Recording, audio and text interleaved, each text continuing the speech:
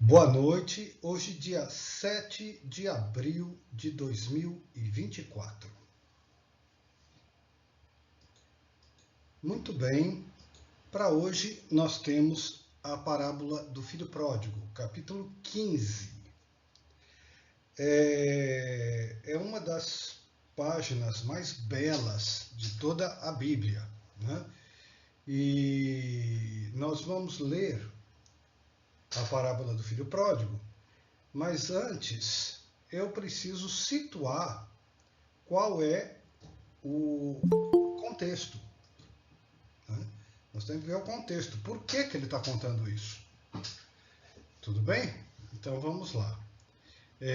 Então, recordando o que a gente trabalhou no capítulo 15, Jesus recebeu uma crítica bastante dura, dizendo que este homem recebe e come com pessoas de má vida, que eram publicanos e pecadores.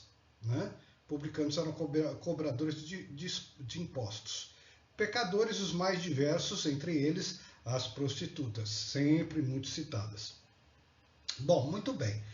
Ao receber essa crítica, Jesus responde com a parábola das 100 ovelhas, de largar as 99, que afinal de contas já estão salvas, e ir buscar a centésima. Né? E aí ele termina dizendo, ao contar essa parábola, ele conta da moeda perdida também, e ele diz: digo-vos que haverá júbilo entre os anjos de Deus por um só pecador que se arrependa.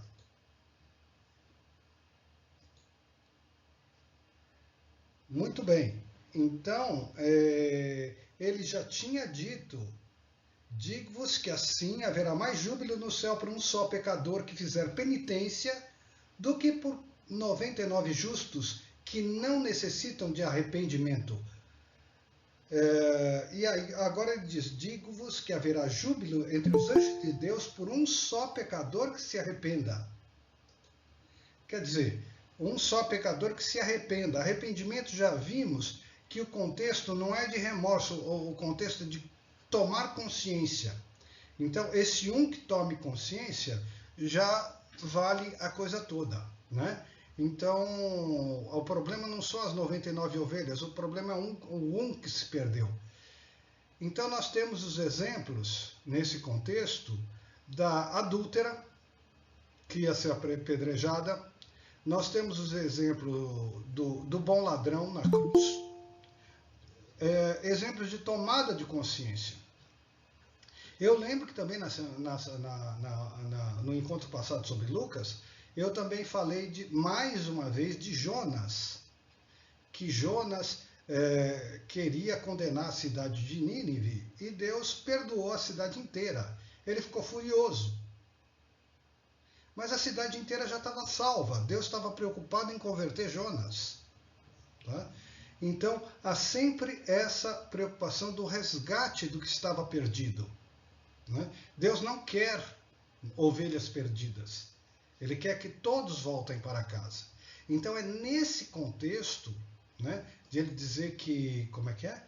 Haverá júbilo entre os anjos de Deus por um só pecador que se arrependa. É nesse contexto que então ele passa a contar a parábola do filho pródigo. Como ela é muito bonita, eu vou ler sem corte, porque senão os cortes vão ficar meio estranhos, tá? Então vamos lá. Versículo 11.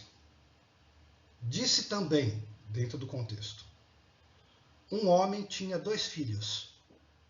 O mais moço disse a seu pai: meu pai, dá-me a parte da herança que me toca. O pai então repartiu entre eles os haveres. Poucos dias depois, ajuntando tudo o que lhe pertencia, partiu o filho mais moço para um país muito distante e lá dissipou a sua fortuna, vivendo dissolutamente. Depois de ter esbanjado tudo, sobreveio àquela região uma grande fome e ele começou a passar penúria. foi pôr-se ao serviço de um dos habitantes daquela região, que o mandou para os seus campos guardar os porcos. Desejava ele fartar-se das vagens que os porcos comiam, mas ninguém lhes dava. Entrou então em si e refletiu: quantos empregados há na casa de meu pai que têm pão em abundância, e eu aqui estou a morrer de fome? Levantar-me-ei, irei a meu pai, e dir-lhe-ei: meu pai, pequei contra o céu e contra ti. Já não sou digno de ser chamado teu filho. Trata-me como a um de teus servos. Levantou-se, pois, e foi ter com seu pai. Estava ainda longe, quando seu pai o viu, e, movido de compaixão, correu-lhe ao encontro, lançou-se-lhe ao pescoço e o beijou. O filho lhe disse então: meu pai, pequei contra o céu e contra ti, já não sou digno de ser chamado teu filho. Mas o pai falou aos servos: trazei-me depressa a melhor veste e vestiu, e ponde-lhe um anel no dedo e sandália nos pés. Trazei também um novilho gordo e matai-o. Comamos e façamos uma festa. Este meu filho estava morto e reviveu. Tinha-se perdido e foi achado. E começaram a festa. O filho mais velho estava no campo. Ao voltar e aproximar-se da casa, ouviu a música e as danças. Chamou um servo e perguntou-lhe o que havia. Ele lhe explicou: voltou teu irmão, e teu pai mandou matar um novilho gordo, porque o reencontrou são e salvo. Encolerizou-se ele e não queria entrar, mas seu pai saiu e insistiu com ele. Ele então respondeu ao pai: há tantos anos que te sirvo, sem jamais transgredir ordem alguma tua, e nunca me deste um cabrito para festejar com os meus amigos. E agora voltou este teu filho, que gastou os teus bens com as prostitutas, logo lhe mandaste matar um novilho gordo. Explicou-lhe o pai: filho, tu estás sempre comigo, e tudo que é meu é teu. Convinha, porém, fazermos festa, pois esse teu irmão estava morto e reviveu, tinha-se perdido e foi achado. Eu li tudo sem compartilhar o texto, não acredito. Enfim, bom, mas é uma parábola bem conhecida, né? Então, agora nós vamos destrinchar, tá? Então, como eu já disse na semana passada, a primeira coisa é que começa logo de saída: me dá minha parte da herança. Herança é só para quem morre. Então o sentido é: já que você não morre mesmo, então me dá minha parte, que eu não estou a fim de esperar. Tá? Eu quero enquanto eu ainda sou jovem, para conhecer o mundo. Então já é meio complicado. Por isso que depois ele vai dizer que pecou contra o céu e contra ele. Né? Mas ele pecou mesmo. Né? Há embutido aí um desejo de morte. Bom, juntou, partiu o moço para um país distante, distante mesmo, porque é um país onde se criava porcos. Né? E lá dissipou a fortuna vivendo dissolutamente. Então, desde já, ele mora na casa do pai. Portanto, ele é uma consciência com o pai. Eu e o pai somos um. O Filho de Deus e o Pai são um. É uma só consciência. Mas no ponto que ele diz: me dá minha parte. Né? Eu quero que você morra e me dá minha parte. Há uma ruptura. Ruptura muito semelhante com Adão e Eva comendo a maçã no paraíso. Há uma ruptura. Então, ele diz: quero conhecer o mundo da ilusão, do conhecimento do bem e do mal, da maçã. Quero conhecer o mundo. Na medida em que ele sai da casa do pai, ele vai esquecendo quem ele é. Então, ele vai perdendo o senso de união com Deus, de união com o Pai, e vai construindo cada vez mais uma personalidade ilusória, um mundo ilusório, que nós chamamos normalmente de ego. Então, esse processo de sair para o mundo implica uma ruptura e um esquecimento da sua verdadeira natureza. Então, ele não é mais quem ele verdadeiramente ele é. Ele é quem ele acredita que ele é. E vai procurar no mundo os prazeres, se identificar, né, com os fenômenos. Enfim, vamos lá. Então ele sai, esbanja tudo, teve fome, começa a conhecer a fome, começa a conhecer o senso de limitação, as privações do mundo material, né? E aí ele quer comer a vagem dos porcos, em alguns textos é alfarroba, e ninguém as dava. Até então que ele, olha o que está escrito aqui no versículo 17. Entrou então em si. Olha como está escrito isso. Entrou então em si. Entrou numa profunda reflexão. Em si. E aí ele se deu conta, né, que na casa dele não tinha limitação nem sequer para os servos. Então esse é um movimento de consciência. Ele entrou em si. Então é o que eu falei, não é remorso, é arrependimento. É um movimento de consciência. E para ter essa consciência de arrependimento, ele entrou em si. Então ele decide, levantar-me-ei, irei ao meu pai e dir-lhe-ei, meu pai, pequei contra o céu e contra ti. Deixa eu dar uma olhadinha só nas notas aqui. Bom, algumas notas. Primeiro, filho pródigo. O que significa pródigo? Perdulário, gastador. É isso que significa pródigo, né? Não é malvado, não é nada disso. É perdulário, é gastador. Isso que quer dizer pródigo, tá? Então ele vai conhecer um mundo de ilusão, a consciência desencanto e arrependimento, desilusão. O arrependimento tem muito a ver com desencanto, o encanto e a hipnose do mundo, e desilusão. Desilusão é uma palavra muito expressiva. Desilusão, processo de desilusão. Tá? E ele diz, então, eu vou voltar e vou dizer, olha, pequei contra o céu e contra ti. Por que pequei contra o céu? Porque a lei mosaica diz honrar pai e mãe. E ele desonrou o pai, pedindo a herança. Herança é só quem morreu. Né? Então, ele desonrou pai e mãe. Então ele diz, pequei contra o céu. Pecou, realmente. Né? Pecou, realmente.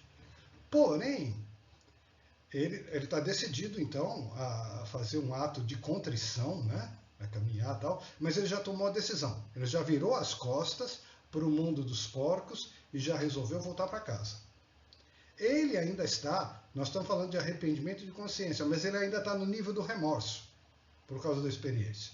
Então ele ainda está meio confuso, mas ele já está no caminho de volta. Ou seja, em outras palavras, ele já está salvo, vamos dizer assim. Tá? Mas ele ainda não sabe disso. Gozado, já está salvo e não sabe. É a nossa condição mesmo. Tá? Então, ele vai voltando e pensando, olha, pequei contra o céu, contra ti e tal, tudo mais. Nisso, o pai está esperando no portão. Quer dizer, o pai, a verdadeira consciência, jamais desistiu dele. Por isso que ele está contando essa parábola, porque ele falava da 100ª ovelha. E o pai no portão mostra que ele jamais desistiu do filho. Porém, o filho tem livre-arbítrio. Ele não podia sair correndo atrás do filho e segurar. Ele tinha que deixar o filho ir. Ele está esperando o filho voltar. Mas ele nunca saiu do portão. Então, quando ele vê o filho longe, aí sim ele corre e beija o filho. E o Goldsmith fala assim, olha, quando a gente toma a decisão de voltar para casa, já foi 1%, porque o pai vai percorrer 99% para nos encontrar. Isso eu li o Goldsmith essa semana. E então, Deus só está esperando um movimento de retorno. Um movimento de retorno. Ele sai do portão e vai atrás, mas é preciso que a gente já esteja voltando para casa. Enquanto estiver no mundo, não tem jeito. Ele não sai do portão. Tá? Não sai do portão. Agora, o filho chega no remorso. Ah, pequei contra ti. E o pai? Você matou? Você roubou? Ele não fala nada disso. Ele não está minimamente interessado por isso. Por quê? Porque do ponto de vista divino, do ponto de vista do pai, essas experiências jamais existiram realmente. Então, não importa para o pai perguntar se ele matou, se ele roubou, né? Interessa que ele volta para casa. Então, o que acontece nesse voltar para casa? A Rô está dizendo aqui que nós damos um passo e Deus dá 99 ao encontro. E isso foi exatamente o que eu estava lendo do Goldsmith essa semana. Tá? Então, deixa eu ver aqui. Muito bem, então ele volta e do ponto de vista divino, então não existiu ilusão nenhuma. Então aí eu pergunto o seguinte, nós vivemos uma vida de ilusão e eventualmente nós pecamos. E eventualmente nossos pecados podem até ser graves. Pior é que eu sei que não são, mas podem até ser graves. Tudo bem. Aí eu pergunto o seguinte, de repente você desperta. A vida é sonho. E você desperta. Aí eu pergunto, como é que você pode ser punido por algo que era sonho, se você acordou? Se você continua sonhando, você vai ser punido. No mínimo pela lei do karma. Mas se você realmente acordou, você vai ser punido de quê? Podemos falar de um sonho real. Você pode sonhar esta noite que está matando alguém. De manhã você desperta assustado, angustiado, mas absolutamente nada aconteceu. Então, o ponto de vista do pai é este. Na verdade, ele nem sequer pergunta, porque na verdade nada disso teria existido. Para ele, então, não faria diferença. Para ele, o que interessa é o impulso de voltar para casa. É isso que importa. Então, para o ponto de vista do pai, interessa a reintegrar a unidade de consciência com o filho. Voltando ao contexto, os fariseus acusavam Jesus de comer com os publicanos e os pecadores. Então ele está contando essa história por causa disso. Ele fala das 99 ovelhas e diz que vai atrás da ovelha perdida. A ovelha perdida é o filho pródigo. No entanto, tem mais coisas interessantes para a gente comentar aqui. Muito bem. Aí ele vai tal e manda, ele faz o ato de contrição dele. Pequei contra ti, contra céu e contra ti, já não sou digno de ser chamado teu filho. Ele faz direitinho como ele ensaiou. O que acontece? O pai nem escuta. O pai nem escuta. Ele pequei contra ti. Ele nem responde. Ele se dirige aos servos. Traz a melhor veste, o anel e a sandália. Então, a veste é restaurar a dignidade. Onde está aqui? O manto, a nobreza, a restauração por inteiro, restaurar a dignidade.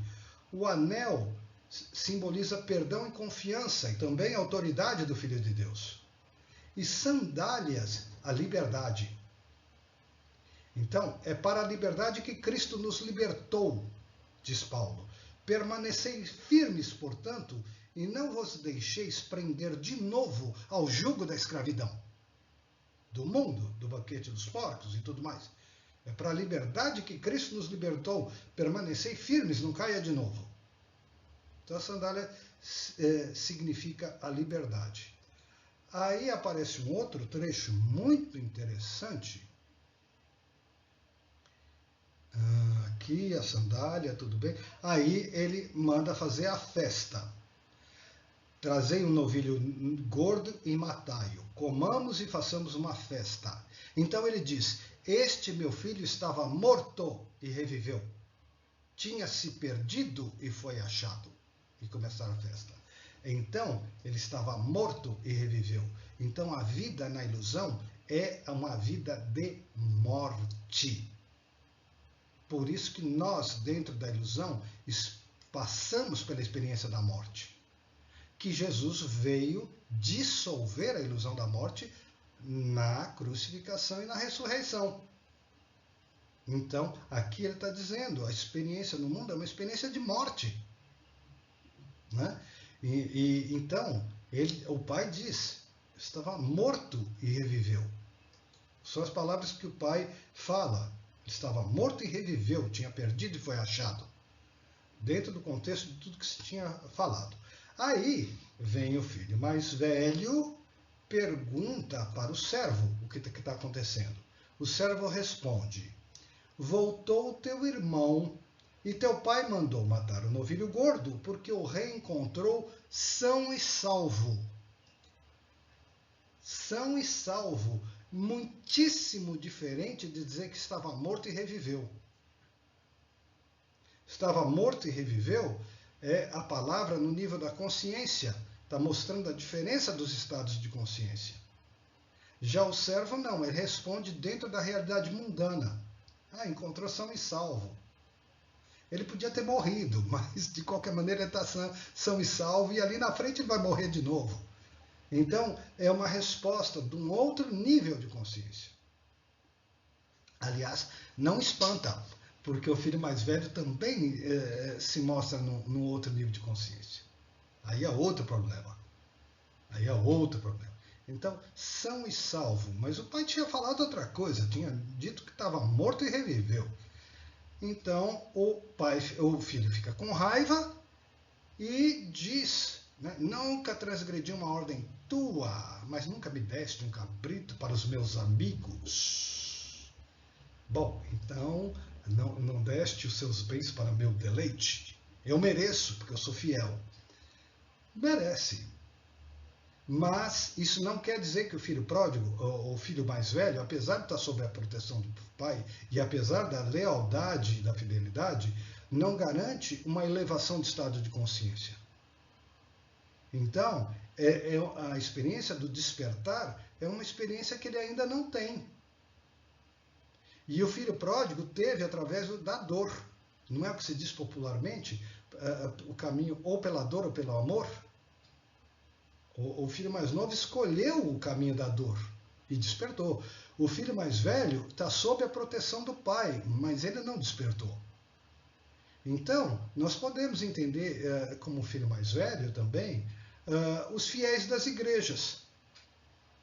Não, eu me coloco, eu procuro Deus, eu vou no domingo, eu procuro a missa, eu estou procurando o caminho espiritual, eu estou procurando ser uma pessoa boa, uma pessoa melhor, mas minha compreensão ainda não saiu do mundo. Nem por isso o pai ama menos. E o pai fala: olha, você não está entendendo, tudo que é meu é teu, provisão infinita, união. A sua consciência é a mesma consciência que eu sou. Mas você não está entendendo. Você não está entendendo. E aí então ele fala: tudo que é meu é teu. E o Goldsmith trabalha muito em cima dessa frase: tudo que é meu é teu, para explicar a provisão divina. E ele termina dizendo: convinha, porém, fazermos festa, pois ele repete, esse teu irmão estava morto e reviveu. Tinha se perdido e foi achado. Então, é a 100ª ovelha que foi recuperada. Né?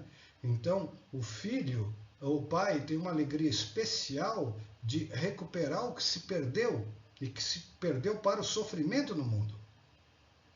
Porque para o pai, o filho já está em casa. Não está desperto, tudo bem, mas está em casa.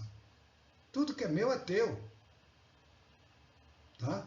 Mas o fato de ser leal e de estar em casa, ser leal ao pai, não garante elevação de consciência. Então o filho mais velho não compreende a situação. Tá?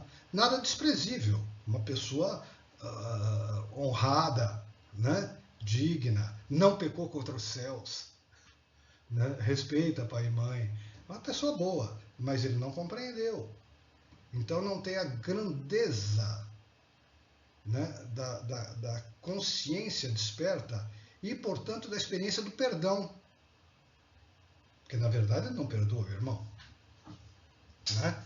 E para o pai, isso nem sequer é questionado. Tá? Então não questiona, matou, roubou, nada disso. Tá? Você se arrepende, você não se arrepende, ele não quer nada, ele só quer o filho de volta. Então, da mesma maneira, o filho pródigo somos nós. Quem está conhecendo o mundo somos nós. Até a hora que a gente vai resolver dizer, eu vou voltar para casa. E quando a gente resolver dizer, eu vou voltar para casa, Deus não está perguntando se nós matamos, se nós roubamos. Ele não quer isso, ele quer que nós voltemos para casa. Ele está esperando no portão. A única coisa que ele quer de nós é que nós voltemos para casa. Então, por aí se diz muito que o cristianismo e o judaísmo são as religiões da culpa, do sofrimento. Eu não concordo. Essa parábola é a prova de que não tem nada disso. A culpa, o sofrimento estão no nível do mundo humano, do mundo terreno, material. E Deus não está interessado nisso. É verdade que a igreja, enquanto instituição, pode ter manipulado essas coisas, né? Por jogos políticos, para domínio e tudo mais, mas não é essa a mensagem do cristianismo. Não é e nunca foi. Nunca foi. Então, dia desses, eu vi na internet aquela crítica que as pessoas repetem que nem papagaio. Né? Ah, não, o cristianismo, a igreja foi muito deturpada pelas traduções, a Bíblia, não sei o quê. Nossa, como esse pessoal fala besteira sem saber o que está falando. Olha, nós estamos em 2024, nós temos centenas, talvez milhares de pesquisadores de línguas antigas, como o grego, que foi escrito em grego, e o hebraico. Milhares de pesquisadores. Então essa conversa da tradução deturpada é papo furado. Papo furado. A igreja não era nem louca de mexer nas escrituras. Porém, ela fazia algo pior. Ela mexia nas interpretações. É nas interpretações que vinham os jogos políticos, as manipulações, as pressões, as chantagens, as relações de dependência, nas interpretações. E é o que se faz até hoje.